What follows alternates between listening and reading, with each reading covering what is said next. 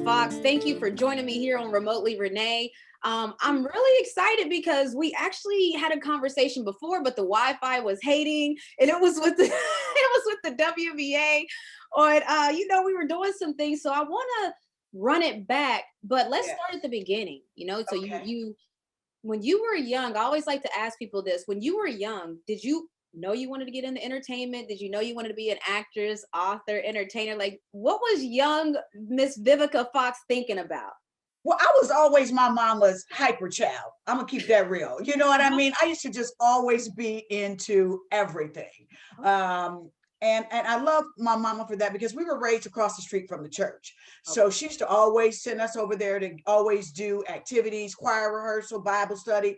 And then so that then led to when I got older, when I got in school, my dad was an athlete. He played basketball. So growing up, I played basketball, volleyball, track, and I was a cheerleader. So Okay. I've always been type A personality. I got the modeling and acting bug my senior year in high school. I fell in love with Michael Jackson and Diana Ross. I had went to their concerts, and I had never seen such amazing African Americans perform. And Diana Ross came out with the hair and the Yeah, nails. come on Oh, now. yes. So they were my motivation to then move to California. Yeah, so you moved to California.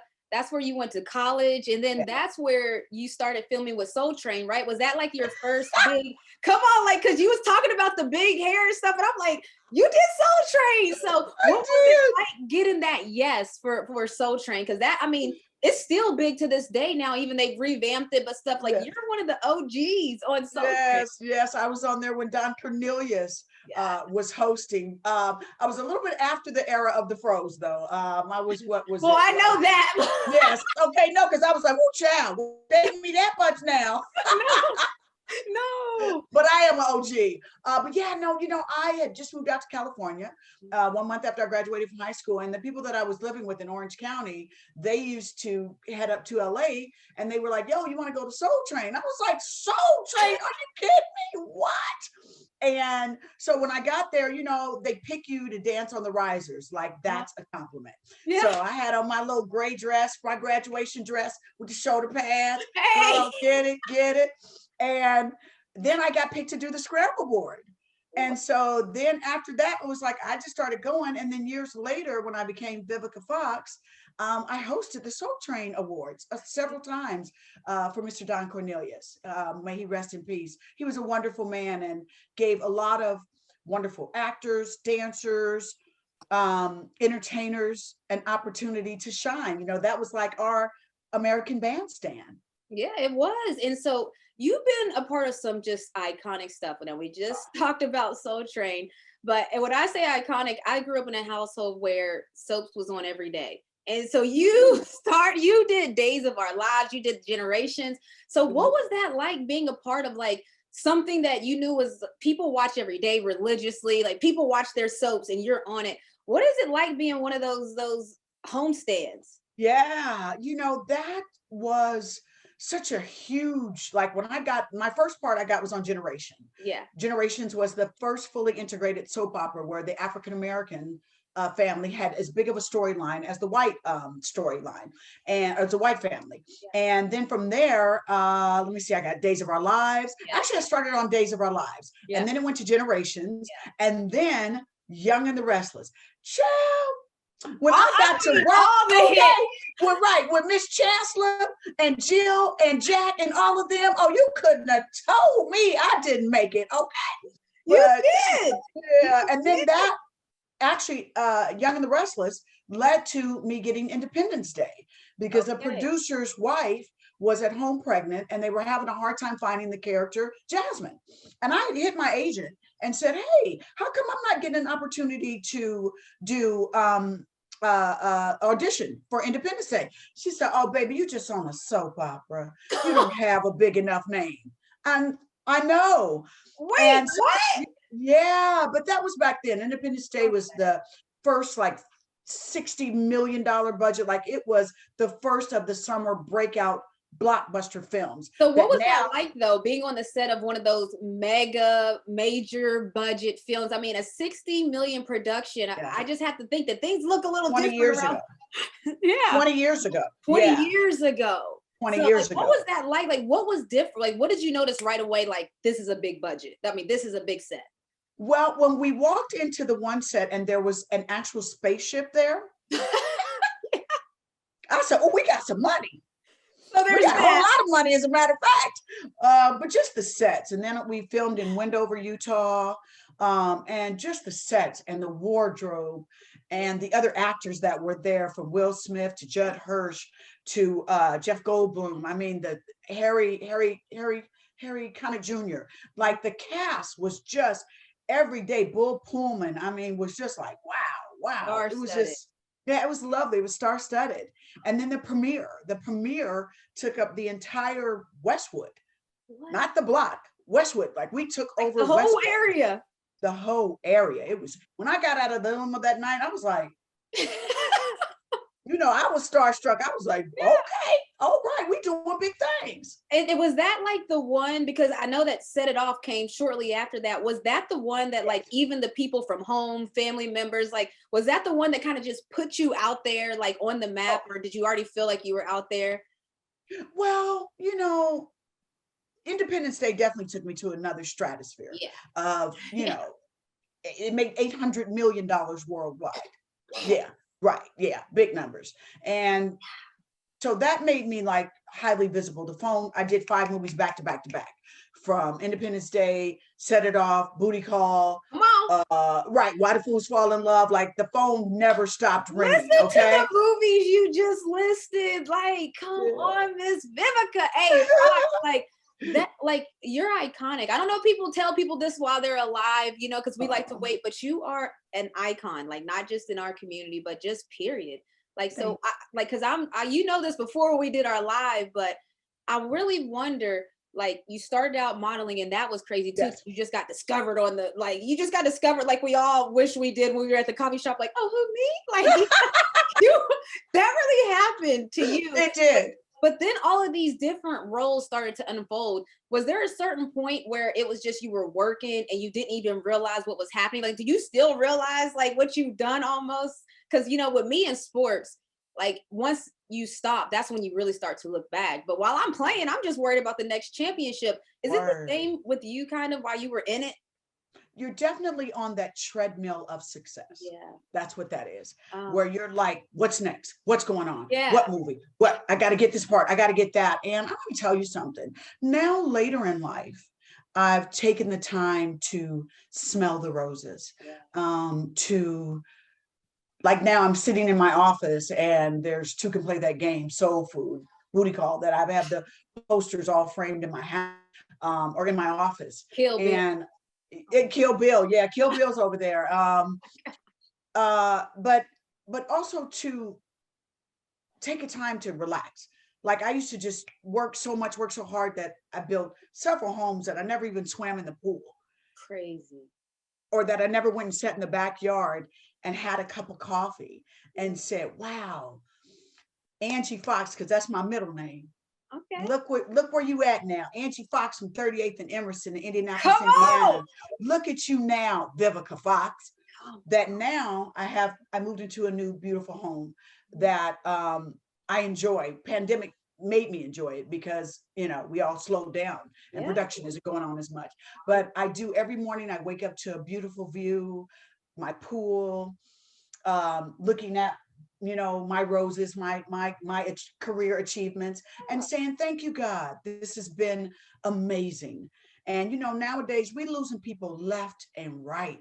I'm waking up this morning losing Mary Wilson, who did my podcast show, and, Cicely Tyson, like, they going in threes. That we all got to take the time, like what you're doing right now, and celebrate careers and achievements, and not just go, oh, you just did that. That was cool. It's like, no. Yeah, no, we don't do that over here. You did that. We don't do that over here. Right.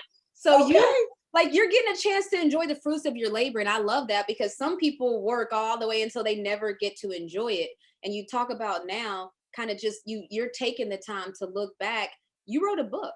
And so just tell me about that, because just a side note, Ray Allen, Hall of Famer, basketball Hall of Famer, he made Yes. me promise to write a book because he said you need to tell your own story and that as Yeah. Black people, we need to have our stories told. So you wrote a book. Tell me about Yes. it. Gosh, my book was called Every Day I'm Hustling. Because y'all Yeah, know Vivica, every day I'm hustling. every day I'm hustling. But it really was about me, like, being a woman in my 50s that's having an amazing resurgence in my career. Yeah. Most of the times at 50 years old, they're putting women out to pasture. Like, you ain't got it no more. You can't get it no more. You done. Wrong. Because, baby boomer nowadays is fine, honey. They ain't got no problems. Things is good. We got several jobs. Let's just keep that real. Keep So it it's about 100. me. It's about me sharing the secrets of my success, because actually my publicist, BJ Coleman, helped me get my book deal. I didn't think I was ready to be an author. And he says, Vivica, you are doing so well. You're taking care of yourself. Share the secrets of your success so that other women and other people will know that you've fallen and you figured out a way how to pick yourself back up. You're an excellent businesswoman who does movies, who's writing a book. You're an author. You have your own hair collection. You've had good relationships, bad relationships. You've experienced life. You ain't got to tell all kiss and tell, nothing like that. Just share the secrets of your success. And so that's was what my book is about. Every Day I'm Hustling is how to go to the next chapter in life gracefully, how to know, like my daddy said, when one chapter is over, to put a period on it and turn the page and keep it moving. I love that. I love that. Really, I do, because I don't even know if you saw, but today I actually just announced my retirement. So No the everyday, way, did you literally right before I really? got on here with you, I announced my retirement. So you're kind of talking to me right now, and as if you didn't even know it. But yeah, so I like that Wait, you're now learning. look, I gotta ask you a question. Why? All right. Why? You were just ready to move on? Yeah, like I felt like I had started so many things and I wanted to see them all the way through. And I knew I wouldn't be able to do both. So I kind of had to make Okay. the decision that like I do want to see these things through. So I got to give up something. And I was just happy with my career and where I was. I opted out last year. And so Yeah. it felt right. And so I'm like, you Okay. know what? I'm just going to do it. So you're talking to me about Every Day I'm Hustling. And I'm like, let me read Auntie's book because Yes. it's about the pivot. It's about Yes. just reinventing yourself. And you've easily done that. You're a star on one of the bigger shows right now, one of the biggest shows out in Empire. I watched the Yes. scene too. And you had a scene where I don't even know, we shouldn't call it domestic violence, but it was about mental health, that it was your Yes. son, and it was intense. And Yes. can you just talk about preparing for such an emotional scene? Like, because that scene, I'm telling you, like, I felt like I was wanted to be mad at you, but then I also Yes. felt you. And it was just like Yes. you drew out that much emotion. So talk about like, how do you prepare for strong, hard roles like that? Well, I love doing the show Empire, working with Taraji and Tasha Smith, my sisters, and Terrence Howard and Jussie Smollett. The cast was just stellar and amazing. But that scene, my character was the bougie one, like nothing was wrong in her life. Everything was great. Come to find out her son was dealing with mental illness. And I thank Taraji for that more than anything else, that Taraji now, she has a Facebook show that's out that she deals with mental illness. She's went and testified in front of the Supreme Court about us, especially African Americans, for us to be able to talk about mental illness. You don't have to hide it. You don't have to run for it. Things happen. And the quicker that you can find out what's going on in here, the better of a person you can be. So that scene, to be honest with you, we had some scenes that were intense all the Y'all time. do. Because That Empire, show is you know what I mean? Empire was just intense. right, was just lit. And so the gentleman that played my son, I'm sorry, I can't remember his name right now, but he and we talked about safety things about, because when Taraji came to the house, he was attacking me. Yeah. And he was scared he was like kicking me with like little jazz kicks. I was like, boy, if you don't kick me, I did Kill Bill. Come on, kick me, get it in there. And I had a little thing on out, but we wanted the scene to be as in your face and raw as possible. And we delivered that. And then my character turned on her sister because she felt threatened for her son. Yeah. And she had been so used to protecting her son that was just mama bear.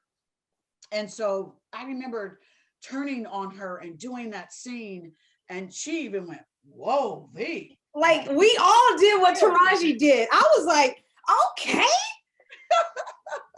Like that was a performance and a half. And so the reason I say that is because this is recent, and you talked about pivoting. Every day I'm hustling, a woman in her 50s, like you're thriving. When I go to when I'm playing against the Sparks, I see you on the Jumbotron because you have a hairline. So just like you have a lot going on. I want to talk about everything. So first of all, how did you get involved in having a sponsorship with the Sparks? Because I love to see women that are successful giving back to women's sports, because we see it all the time in men's sports. As soon as they get money, they're sitting courtside.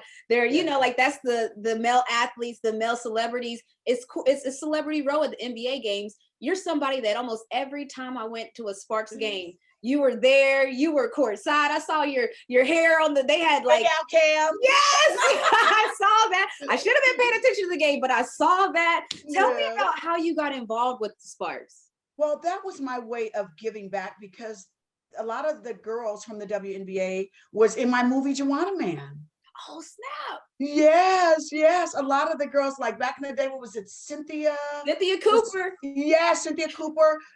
Diana, I never could pronounce her last name. Taurasi. Yeah, she got that name right. Okay, we just call her White Chocolate. Come on. She's the white mamba, right? Yeah. But all of those girls did my film back in the day, and they came down. They had no attitude. They played, girl. I tried to play with them and embarrass myself, because I played basketball in high school, like I said. But child, them girls, I said, okay, this is another level. So they was going by me. I had a stunt double who, thank God, was going in there, but I had a good jump shot. Okay. So anyway, years later, when I got the hairline and we became successful, it was my way of giving back. Of letting everyone else know, hey, we got to support women's sports. And so in that deal, I get to sit front row and cheer very loudly, which, you know, I was loud for my part. You were? Yeah, I was getting crunk, cussing out the referees and everybody. No, but I love that though. I love that. I love like when people go there and they're not too cool for school, like you were literally cheering, you were yelling. And even though we were the opposing team, like I like those kind of environments. Like as an athlete, like that's the kind of environment you want to be in. So I love to see that. Now you're not only, we've already talked about you being an author, an actress, a model, and now an entrepreneur. You're also a producer. Like, I mean, let's just put it out there. You also have produced many, not just a one time, like you've done many projects. What is it like being on the other side of the camera? You know, like we know you're used to being in front of it. What is it like being on the other side? Well, like you said, I am now on my 25th film for Lifetime Movie Network. I have a friend, 25. Yes, matter of fact, one's coming out Thursday, The Wrong Valentine. So what's it called? Wait, what's it called? The Wrong Valentine. Okay. And I always deliver the cheesy line, honey, you just met the wrong Valentine. So anyway. That's what we come to expect from Lifetime though. So you got to give the people what they want. Absolutely. So it's called the So Wrong It's Right franchise. And I've produced and starred in all 25 films. And and every year we do 5 to 6 films for the Lifetime Movie Network and a Christmas film. And so they just keep coming back. And I'm grateful to the Lifetime Movie Network and Lifetime Network, because they were the first network to give me, as an African-American woman, my own series called Missing. And then from there, we used to make an NCAA award for that, right? Didn't you get Didn't you get an NCAA award for that? I did. I did. Yes, Best Actress. Come on, let's talk about it. Oh, sorry, I had to be giving out flowers. We're giving out flowers here. Yeah. And then we used to make it rain with the strippers every Wednesday with Vivica's Black Magic. Yes, for the culture. For the culture. Hey, I had to let the girls know on Wednesday I brought you the ultimate night out. Okay, we too can make it rain. Okay. I love it. And then after that, then here came the movies. So Lifetime has been so wonderful to me. And I'm so glad that Lifetime, especially, not only embraces women, but they tell African-American stories, from the Clark sisters to, they just did Salt and Pepper, even though I don't want that, but that was okay. They do, I know, girl, we always kind of like, oh, damn, y'all gonna do spin like that? Oh, but that's okay. I mean, things happen. Yeah. They did the Wendy Williams story, you know, like their story. They're always doing things and giving Black women chance to direct and produce. So we love them. No, and I'm glad you brought that up because Black women in sports media, Black women in TV, entertainment, Black women in modeling, it's a tough field. Like Yes. if you just look around, I'm a Black woman in sports media. I'm in a male dominated sports Yeah. media. I'm in the NBA. I call NBA games. You've been Do in the you entertainment. really? I call the Hawks. Yeah, I'm an analyst for the Hawks. Okay, no wonder you was like, so listen, y'all can go on to practice. I got to go.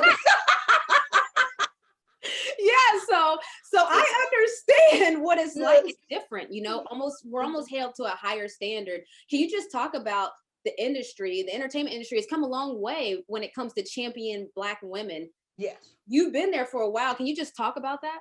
Sure, absolutely. I mean, like, look at us what we have now. We have Shondaland.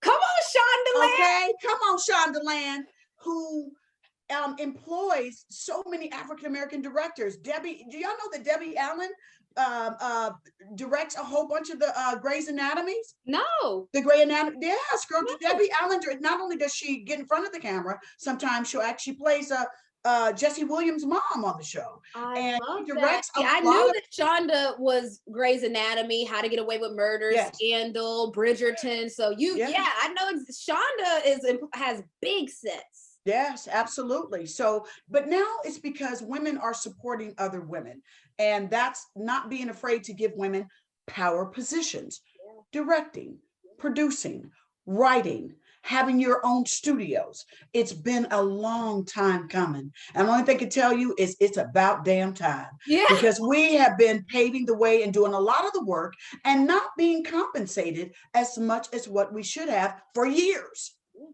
Yeah. No, you just said something. Viola Davis talked about this a lot. I mean, she kind of just put it out there. She compared her and Meryl Streep's careers in a sense of tit for tat, like this film, that film, this film, that film. And the pay disparity was dramatic, to say the least. And I think that a lot of people don't realize that. A lot of people see like, oh yeah, that's Viola Davis. And they just assume that Viola Davis is getting the money that Viola Davis deserves. But it's not necessarily the case. And so I always try to tell people like things don't get fixed until people have to address it. So I talk about it, even in the sports industry world. And so I wanted to ask you, with everything going on with sports and COVID, what's a way that in the entertainment industry, like what's a way that you guys are getting are going to be moving forward? Because people have asked me like, how is sports going to get out of the, I know, like, and that's a hard question, I know, but like you are a producer, you're an actress, like what is the temperature like right now as far as in the acting world? Well, the big movies are starting to come back a little bit more. For myself, for my Lifetime movies, everyone, first of all, everyone has to get COVID tests. Then when you walk onto the set, you got to take a temperature. Like it's very, very COVID cautious. And so everybody that's in production has on their mask, get the temperature taken when you arrive. Everything is sterilized. Everyone has to take 1, 2, 3, 4. Every time you turn around, you're taking a COVID test. But I appreciate that. Yeah. So, things are coming back slowly but surely. But can I tell you, when I look at the games, like, okay, the NFL, Super Bowl, that was the most we had seen of an audience. It's so weird to watch the WNBA games and the NBA games with no audience. And the college games with no audience. So I'm hoping that everyone is not afraid to get vaccinated, take your COVID test, wash your hands, wear your mask, y'all. We will get through this together. Thank you. That's what I was trying to.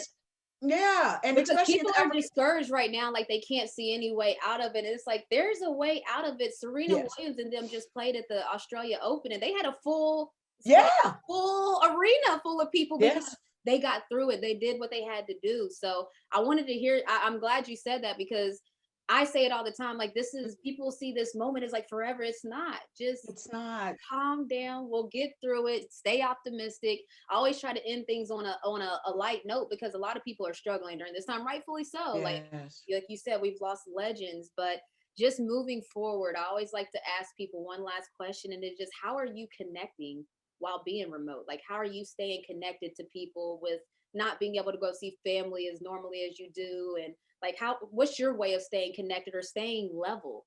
Yeah, well, for me, thank God we're now doing Zoom, Yeah. that we can reach out and act like it's, we would have been in the studio. I would have came, hey, we would have hugged, all of that kind of good stuff. But Zoom has helped a lot. That girl, now I got my own lights, backdrop. I got the whole You nine going ready on. You know what I'm saying? I mean, but we have to keep moving forward. I've never played a victim. I'd never try to feel sorry for myself. It's like, okay, y'all, how can we adjust? And so professionally, I've worked more than ever during COVID. I've been very fortunate. Me too. So Like I yeah, you don't know want what to. I mean? Me too. And I've things are exploding right now during COVID. Yes, So that's because I think it's the mindset. I think agreed. have a certain mindset. But yeah, continue. Yeah, Sorry. and then I also stayed with the people who, like, when I did socialize, as far as people coming over my house, we were all like a small bubble, small get-togethers, very honest with each other. I actually took a vacation to Tulum and I rented a house because usually I go celebrate my birthday every year with my brother, and we was like, yo, we need some Caribbean and some water and some What? sunshine, Yeah. So but it was 12 of us and every person had to show their COVID test results. That's it. That's it. But that's the thing. I mean, there's COVID compliancy, and that's what all Yes. I said. People just to do what you're supposed to do. It works. Miss Vivica Fox, I'm telling you, thank you so much for hopping on here with me on You're welcome. Renee. I mean, listen, Hall of Famer and everything that you do, and I know that's a sports term, but I got it. legend, icon, all of the above, trailblazer. I mean, I'm a fan, and thank you so much for joining me. You are so welcome. And I'm just glad that we got a do-over, because honey, Yes. I was really upset about that first one. I was like, wow, dang, y'all gonna play me like that. So I'm glad that we got to do this over. And I want to give you your flowers. Congratulations on your retirement. Congratulations on all the gifts that you gave the WNBA. I wish you nothing but a beautiful new chapter and books, your own show, all of that. You deserve your mouth. Thank you. Y'all heard that? Listen, I'm clipping that. Like right after we get off of here, I'm gonna tell my manager to clip that. Thank you, thank you, thank you.